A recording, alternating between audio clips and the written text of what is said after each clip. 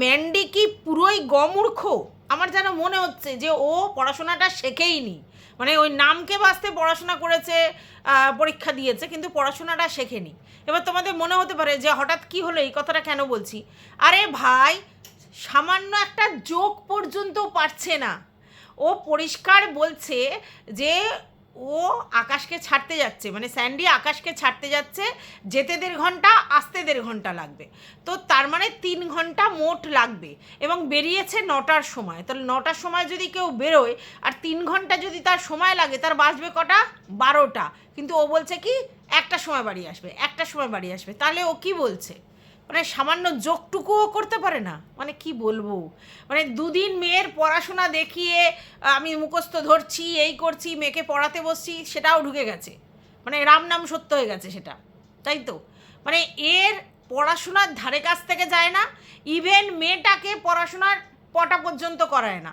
ঠিক আছে, শুধু ভাবে যে দিদিমণি মাস্টারমশাই রেখে দিলেই একটা মেয়ে প্রচুর শিখে যাবে।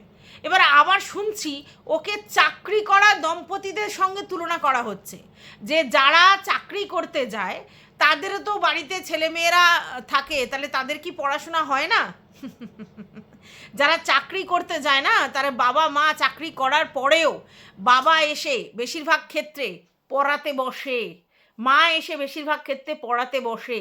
তারা ফালতু সময় ওয়েস্টেজ করে না। তারা জানে যে আমার মেয়েকে তো আমি মানে পড়ানোর টাইমটুকু সেভাবে পাচ্ছি না, তো তারা তড়িঘড়ি করে অফিস থেকে এসেই পড়াতে বসে।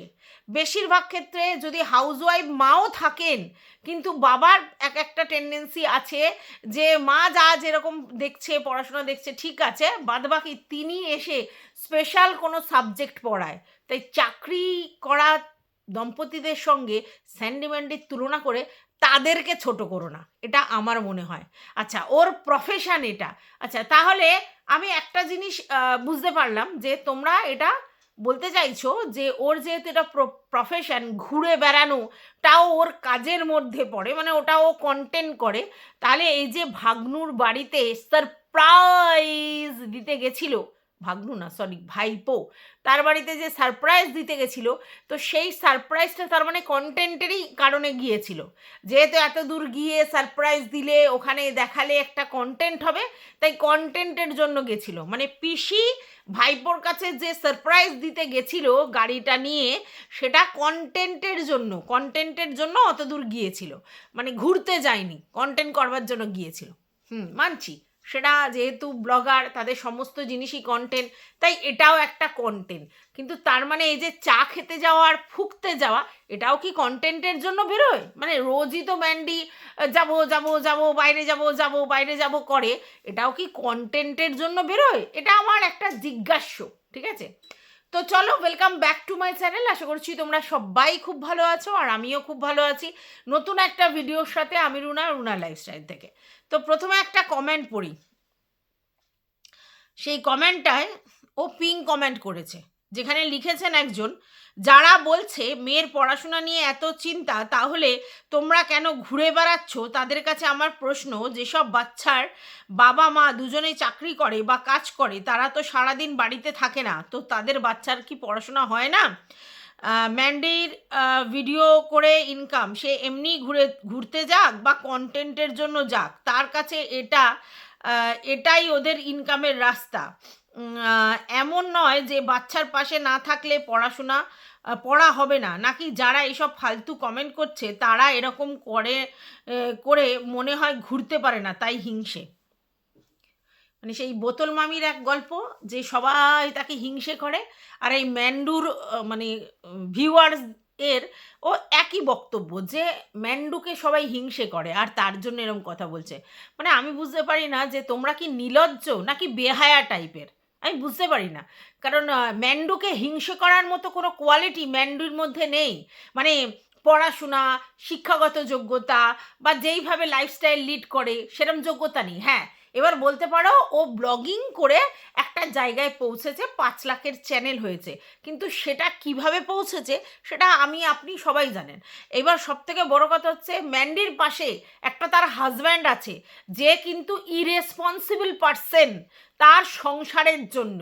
তাহলে কোনো মেয়ে কি চাইবে তার হাজব্যান্ডকে তাকে খাওয়াতে হোক, এরম কি চাইবে? হ্যাঁ, লাক বাই চান্স প্রচুর মেয়ে তাদের হাজব্যান্ডকে খাওয়ায়, প্রয়োজনে অনেক কিছু করে, কিন্তু তার মানে সেটা কি কারোর চাহিদা এরমভাবে হবে? দুটো চাহিদা হতে পারে, এক আমার হাজব্যান্ড ইনকাম করবে, আমি টিপিক্যাল হাউসওয়াইফ হব, আবার কিছু লোকজনের ইচ্ছা হবে আমার হাজব্যান্ড এবং আমি সমানে সমানে ইনকাম করে সংসারে পুরো সব জায়গা থেকে মানে 100% করবার চেষ্টা করব। কিন্তু কেউ এটা চাইবে না যে আমি ইনকাম করি আর আমার বর ঘরে বসে ঠুটো জগন্নাথ হয়ে যাক, এটা কেউ চাইবে না। তাহলে এই যে বোকা বোকা কথা, ম্যান্ডি যে এত ঘুরে ঘুরে বেড়ায় তার জন্য লোকে হিংসে করে, প্রথম কথা হচ্ছে আমি আমার উদাহরণ দিয়ে বলি, আমার তো ঘুরতে যেতে ভালোই লাগে না খুব একটা, কারণ আমার মনে হয় তাই সেই সময়টা আমি সেই টাকা দিয়ে অন্য কিছু করব। ঘুরতে যেতে ভালো লাগে না মানে আমি একেবারে যে ঘুরতে যেতে ভালোবাসি না তা না, কিন্তু ঘুরতে যাওয়াটা আমার চয়েসের মধ্যে পড়ে না। আমাকে যদি 2-3টে জিনিসের চয়েস দাও তাহলে আমি ওগুলো করব, ঘুরতে যাওয়া না, এরকম। আর কিছু লোক আছে পাগলের মতো বছরে মনে হয় 4-5বার ঘুরতে চলে যায়, বড় ট্রিপ ছোট ট্রিপ এরকম করতে চায়, তো সেটা তাদের ইচ্ছে, ঠিক আছে? তো তার জন্য ম্যান্ডিকে হিংসে করতে হবে? মানে ম্যান্ডি কোন রাজ্য জয় করে এসেছে যেই ঘোরা ফেরা, ওর চালচলন, ওর সমস্ত কিছু দেখে লোকের হিংসে করতে হবে? এই একটা কথা বলা এইসব ভিউয়ার্সদের কাছে খুব সহজ ব্যাপার। ওকে হিংসে করে, ওকে হিংসে করে, ম্যান্ডিকে হিংসে করে, বোতলকে হিংসে করে, অথচ দুজনই মানে ওয়ারেস্টের দিক থেকে ওয়ার্স্ট, ওই দিক দিয়ে ফার্স্ট পজিশনে। তাহলে তাদেরকে কে ভাই হিংসে করবে? কে এরকম লাইফস্টাইল লিড করতে চায়? কে এরকম বন্য টাইপের হতে চায়? আমি তো বুঝে পাই না। কি আশ্চর্য, শুধু বলে হিংসে করে, একটা বলে দিলেই হলো যে ওকে দেখে হিংসে করে, কি না ঘুরতে পারছে না ওই বিড়ি ফোকার জন্য, আর ওই রাস্তায় বসে ছেলেদের মতো চাপ মানে খাওয়ার জন্য কজন বাইরে প্রতিদিন বেরোয়? কার আছে? মানে সেই স্বাধীনতা থাকার পরেও লোক বেরোয় না, সেই স্বাধীনতা থাকার পরেও লোক বেরোয় না যে রাস্তায় গিয়ে আমাকে রোজ চা খেয়ে আসতে হবে আর আমাকে এইভাবে ফোকবার জন্য বাইরে বেরিয়ে আসতে হবে। তাহলে এই রকম লাইফস্টাইল কে লিড করতে চায়? হ্যাঁ, এবার বলতে পারো ভগবান ওকে পয়সা দিয়ে মুড়িয়ে দিয়েছে, একদমই তাই। আমি বলবো না যে পয়সা দেয়নি বা পয়সা দিয়ে মুড়িয়ে দেয়নি, তো যাদের পয়সার মানে অভাব আছে তাদের হয়তো মনে হয় যে আমরাও পয়সা এভাবে ইনকাম করতে পারতাম, সেটা আলাদা জিনিস। কিন্তু বাদবাকি যাদের পয়সা আছে মানে মিনিমাম মধ্যবিত্ত ফ্যামিলি বা তারা একটা হেলদি লাইফস্টাইল লিড করে, তারা একে হিংসে করতে যাবে কেন? কি আছে যে ওর মধ্যে ওকে হিংসে করতে হবে? হ্যাঁ, অদ্ভুত ব্যাপার স্যাপার। যাই হোক, যেটা বলছিলাম সেটা হচ্ছে যে ম্যান্ডি আজকে তেরেফুরে ঝগড়া করতে এসেছে যে তোমরা এমন করছো তাহলে আমার মেয়ের পড়াশোনা একেবারে গোল্লায় চলে যাবে। মানে এমন একটা ওর ভাব, মেয়ের পড়াশোনার জন্য ও যেন কত স্ট্রিক্টলি চলে, মেয়ের পড়াশোনার জন্য যেন ও কত স্যাক্রিফাইস করেছে। সন্তানের পড়াশোনার জন্য বাবা মাকেও অনেক স্যাক্রিফাইস করতে হয়, সেটা ওর মগজে ঢোকে না, ঠিক আছে? এইবার বলতে পারো এক্সেপশনাল কেস নেই, প্রচুর আছে যে বাবা মা হয়তো একেবারে লোয়ার মিডিল ক্লাস ফ্যামিলি থেকে বিলং করে, মা হয়তো কিছুই পড়াশোনা জানে না, বাবা হয়তো দিনমজুরি করে, তার ছেলেও আইপিএস অফিসার হয়, তার মেয়েও ডাক্তার ব্যারিস্টার হয়, সেগুলো এক্সেপশনাল। এবং তাদের ভিতর থেকে সেই লেভেলের আর্জ আছে পড়াশোনার প্রতি, যেটা ম্যান্ডির মেয়ের মধ্যে মোটেও এখনও সেই গোপ দেখা যায়নি, ঠিক আছে? তো তাদের সঙ্গে কিন্তু সবার তুলনা করা যায় না।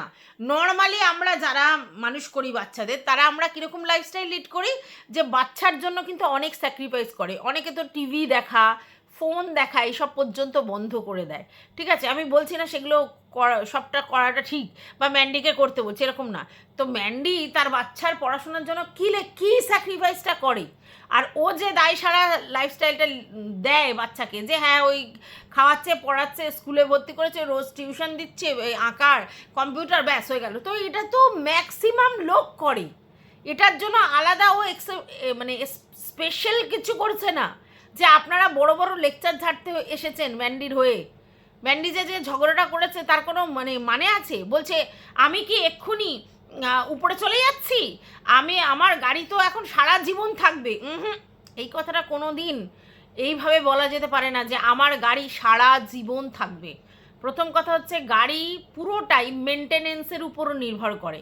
তো আজকের আমি গাড়ি মেনটেন করতে পারছি বলে আমার কাছে আছে, কাল নাও থাকতে পারি কোনো কারণবশত।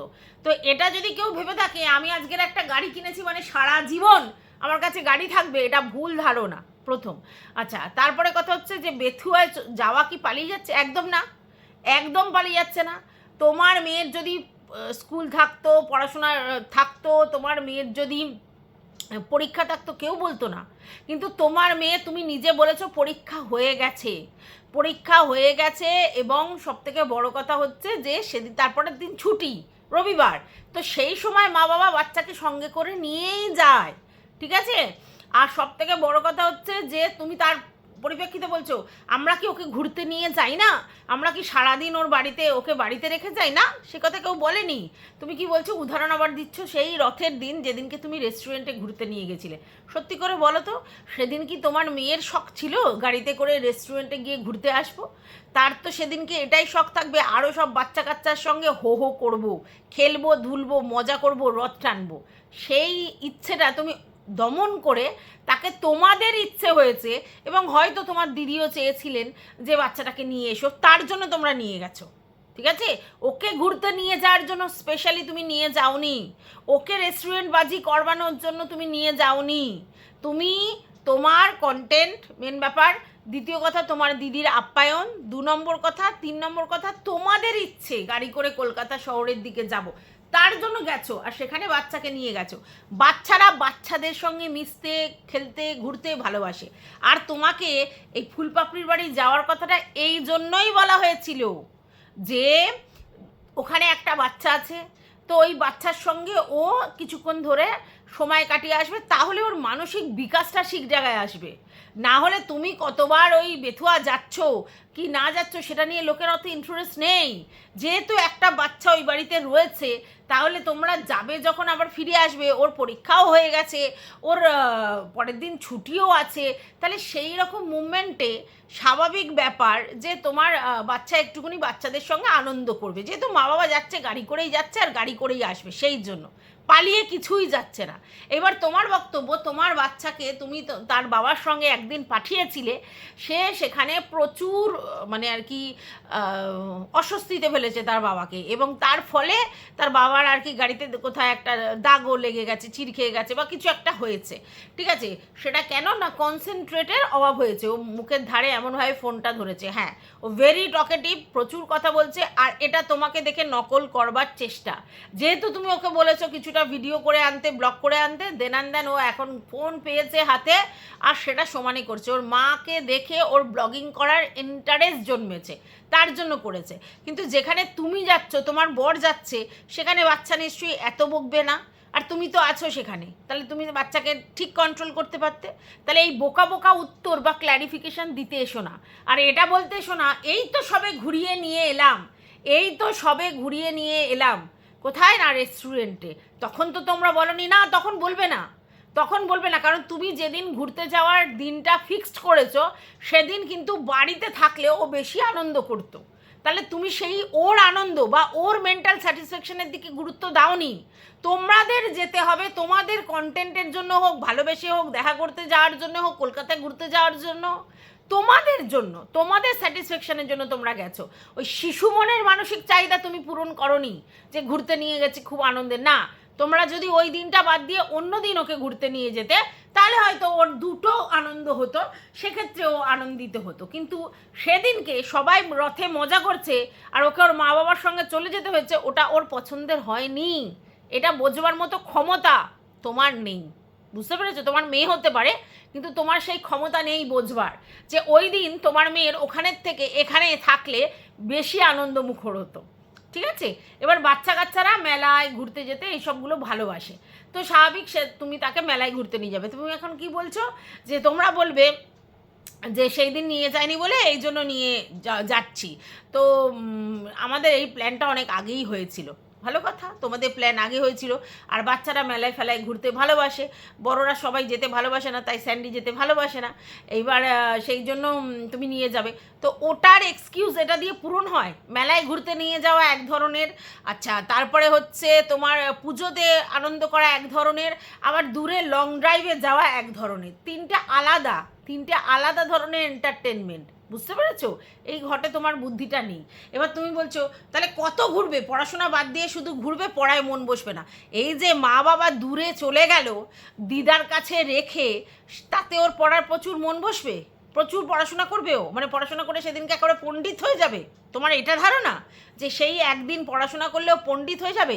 আর তোমার মনে হয় যে তোমার মাকে সে মান্নি গুন্নি করে যে মা তো দিদাকে ভয় পায় না?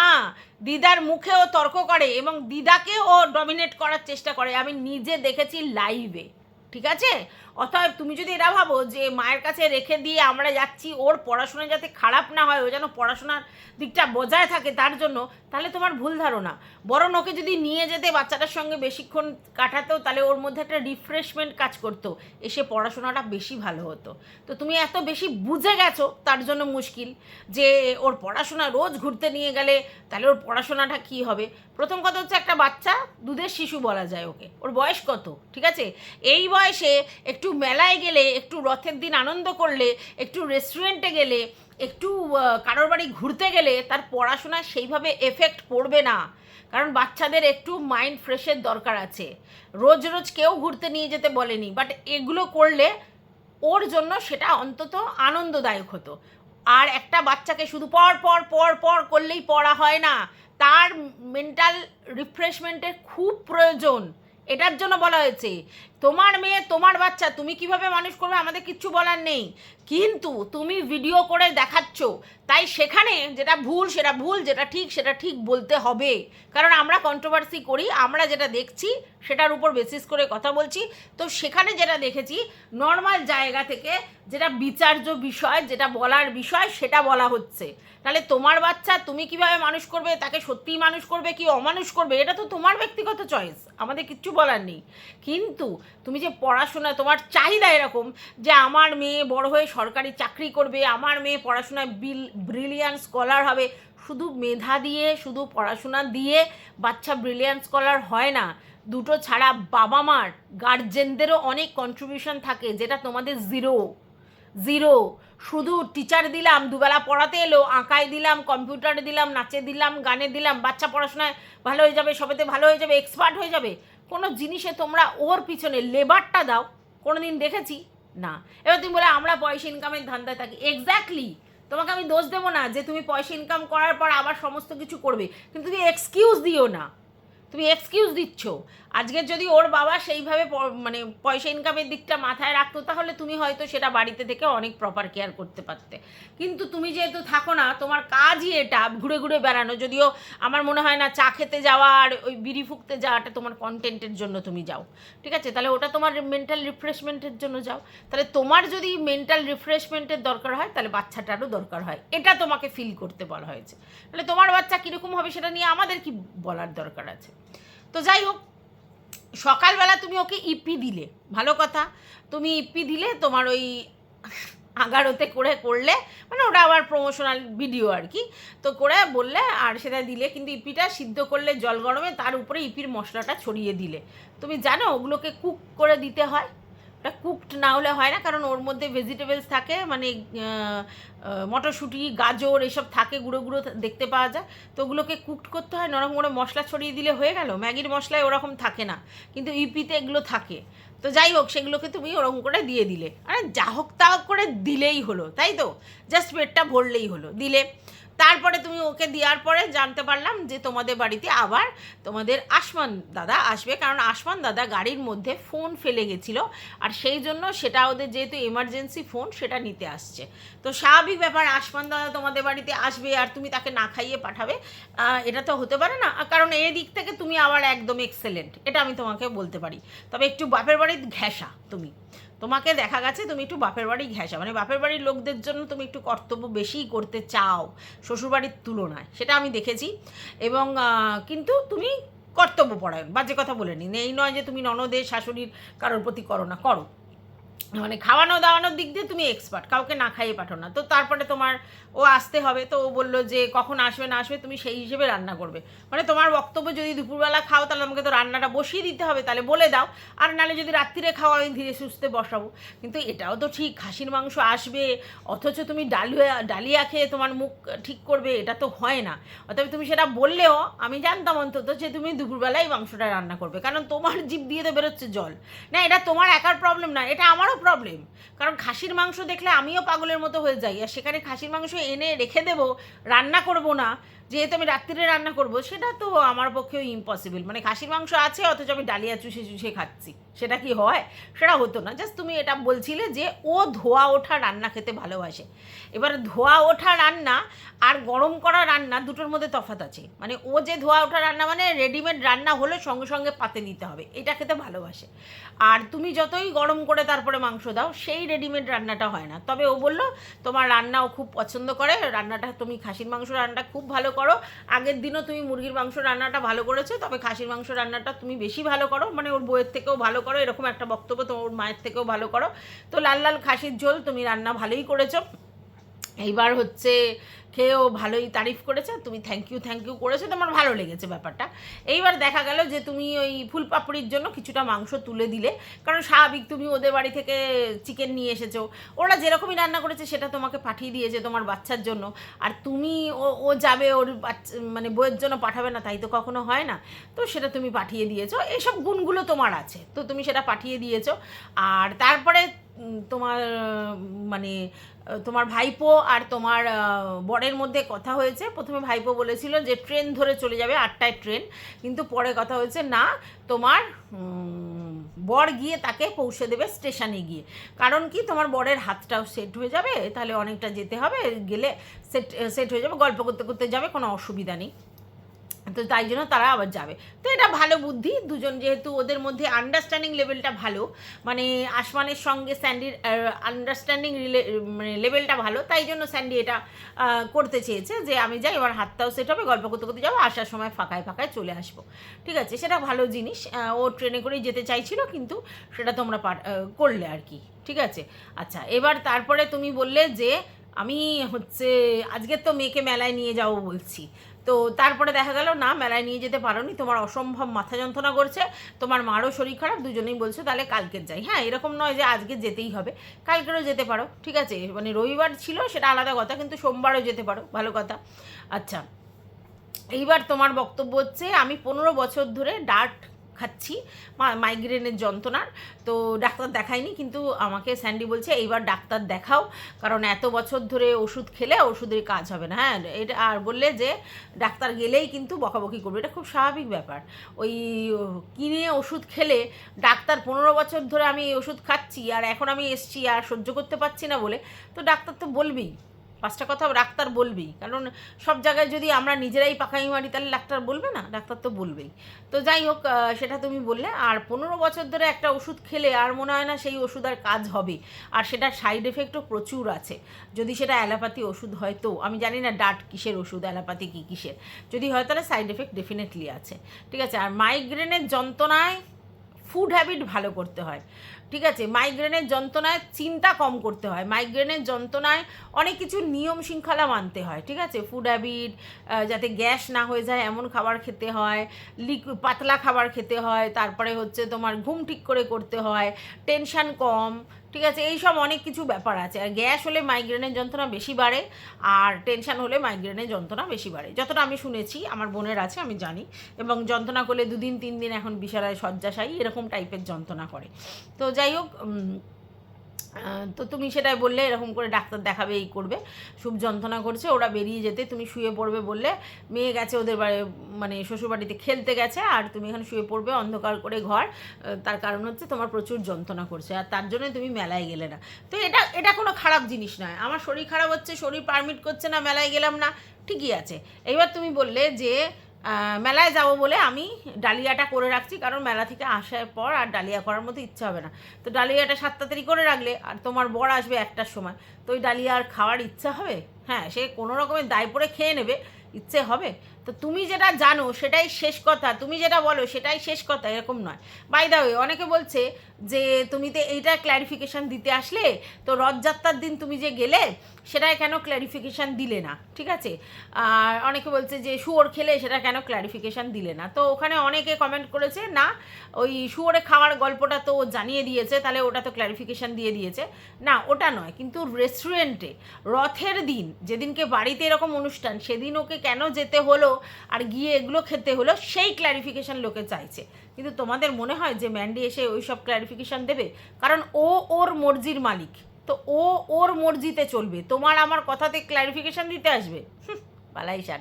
এবার তোমরা বলবে যে ভিউজ ম্যাটার, ভিউজের জন্য লপর চপর, ভিউয়ার্সদের বলবে না? ওরে বাবা, সে ভিউয়ার্সদের জন্য লপর চপর, ভিউয়ার্সদের জন্যই সব কিছু, কিন্তু ও ওর মতো করে অ্যাডামেন্টলি চলে, ও কাউকে কৈফিয়ত দেয় না। আর ভিউয়ার্সদের কৈফিয়ত দিতে আসবে? শুধুমাত্র ভিউয়ার্সদের উত্তর দিতে আসে যখন কিনা ওর কন্টেন্টের দরকার হয়, ঠিক আছে? আর কোনো কারণে ও ভিউয়ার্সদেরকে কোনো রেসপন্স করতে আসে না, যে তাদের ভালোবেসে রেসপন্স করতে আসে। ওগুলো সব শো অফ, দেখনদানি, ওগুলো কোনোটাই সত্যি নয়, ঠিক আছে? আর তুমি না তোমার মেয়ের পড়াশোনার ব্যাপারে এই যে বলো বড় বড় লেকচারটা ঝাড়ো, এই পড়াশোনার ব্যাপারে এখন খুব সিরিয়াস, সেটা তোমাকে দেখলে বোঝা যায় না। অর্থাৎ তুমি না এই লেকচারগুলো কম মারবে, ঠিক আছে? আর আমরা জানি, বুঝি, তুমি এই ফুলপাপড়িদের বাড়ি যাও আসো, এগুলো সবই কন্টেন্টের জন্য। ভালোবেসে কতটা কি করো সেটা নিয়ে যথেষ্ট সন্দেহ আছে। এসব কন্টেন্ট, সবই কন্টেন্ট তোমাদের কাছে, হ্যাঁ। আর ওই তোমার ভালোবাসার জিনিস হচ্ছে ওই ফুকতে যাওয়া আর চা খেতে যাওয়া রাস্তায়, ওটা কিন্তু তুমি ভালোবেসে যাও, ওটা খারাপ বেশি কন্টেন্টের জন্য যাও না, ওটা তোমার এনার্জি টনিক। রাস্তায় গিয়ে এরম করবো, এটা কিছু বলার নেই। তবে তোমার মানসিক জায়গাটা যদি তোমার ফ্রেশ রাখতে হয়, তার জন্য তোমাকে অনেক কিছু করতে হয়, তাহলে তোমার বাচ্চার ফ্রেশনেসটাও তোমারকেই করিয়ে দিতে হবে এই মুহূর্তে, সেটা তোমাকে মাথায় রাখতে হবে। তো যাই হোক, ভিডিওটা এই পর্যন্তই ছিল। তোমাদের যদি কিছু বক্তব্য থাকে কমেন্ট বক্স খোলা আছে।